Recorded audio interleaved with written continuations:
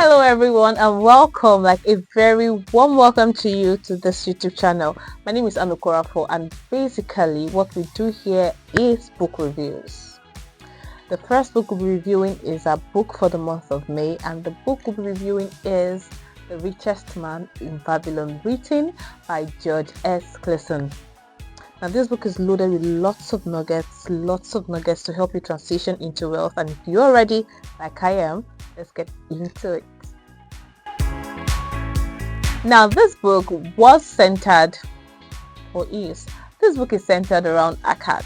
Akkad happened to be the richest man in Babylon at the time that this book was written. I don't know if it's a true story anyway, but yeah, the book was about him. And he had things to share with his friends. He shared nuggets with his friends, showed them the strategies that helped him become a wealthy man. And one of the things he shared with them are the 7 cures for a lean purse, and that will be our focus for this episode. Number 1 cure for a lean purse is, for every 10 coins that you put into your purse, take out only 9. This is quite interesting. So when you have $10 and you put, or 10 coins and you put them in your purse, when you want to withdraw, when you want to spend, don't spend all of it. Keep one out of that 10 and spend the remaining 9. Something else is said there is that we need to pay ourselves first. And for a bit I'm like, why do I have to pay myself? I already have the money, I've earned the money. Why do I have to specially pay myself? But then he said that when you buy a new dress, you pay the dress seller. When you buy a new shoe, you pay the shoe seller.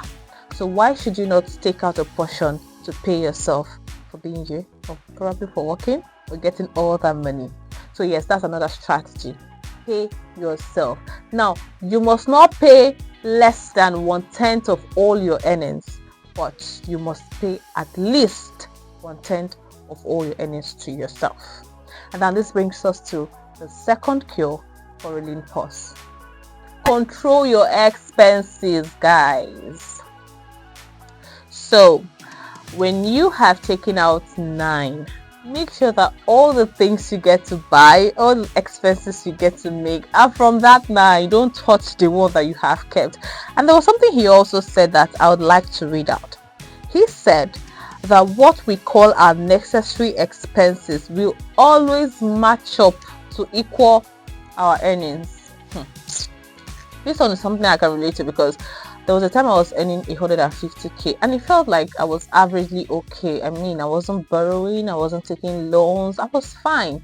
And then at some point the money increased and I'm like, if I could survive on 150, I should still be able to survive on 150 still. But guys, I don't know if there's a way they used to tell our needs or expenses that this person has more money, but it just, for you're spending at the same level.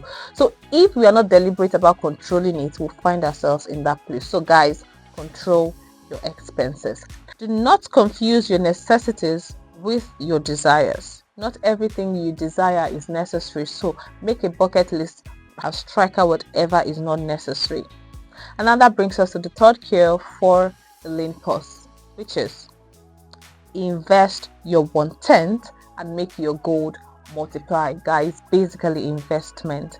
Invest your 1/10. Don't just keep the money and then when it's a lot, when it has accumulated, you carry the compounded amount and go to buy something that you just drink off, or a dress that you just farms with. Invest, look for profitable investment and put your 1/10 there. Okay, the fourth cure for a lean purse is guard your treasures from loss. So now you've invested, you are planning to invest, but it doesn't stop there. You need to guard your treasures from loss. Don't put your money in things like Cibex. I don't really call names, guys. Don't put me anywhere. But don't invest. Don't put your money in Ponzi schemes.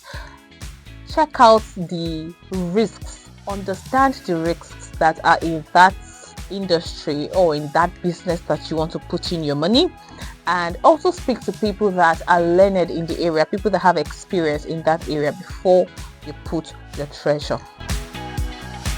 Okay guys, and that brings us to the fifth point, the fifth cure for a lean purse. own your house. That's what he said. Akkad said that we should not be tenants, that we should own the house that we are living in. Well, it's funny, but I think it makes sense. It might take a while, but it does make sense.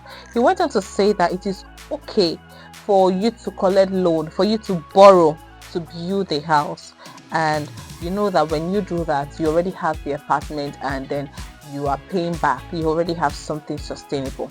So a fifth cure for a lean pause is that you should own your apartment.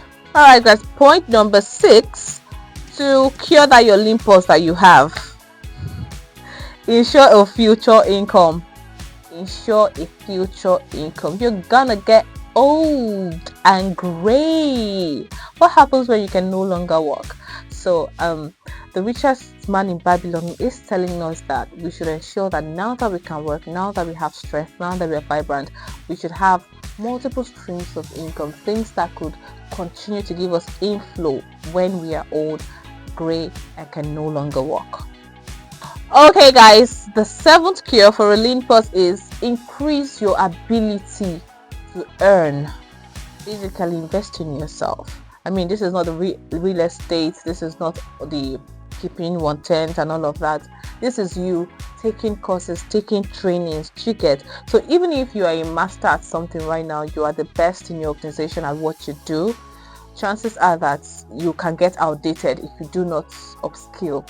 So you need to take courses, pay for them, pay for trainings if you need to, and increase your ability level. Because when you pay for these trainings, when you have more experience and you have more trainings, you can charge them more. Tell them that my cost is not high, and they'll pay you.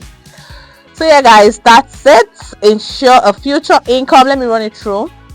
The first one is, for every 10 coin you put into your purse, take out only 9. The second one, control your expenses, invest 1/10 and make your gold multiply. Guard your treasures from loss. The fifth one, own your house, real estate invest, ensure a future income. And the 7th, increase your ability to earn. So in summary, a responsible and respectable man must pay his debt with all promptness within his power. He must not purchase things that he is unable to pay for. A responsible and respectable man must also take good care of his family so that they would speak well of him. And a responsible man should write his will. Guys, write your will before you die so that people will not fight over your properties. And you should also have compassion towards others. So in all of this, be a kind person, love people, be there for people, and have compassion towards everyone. So guys, that's all we have for this month's book review.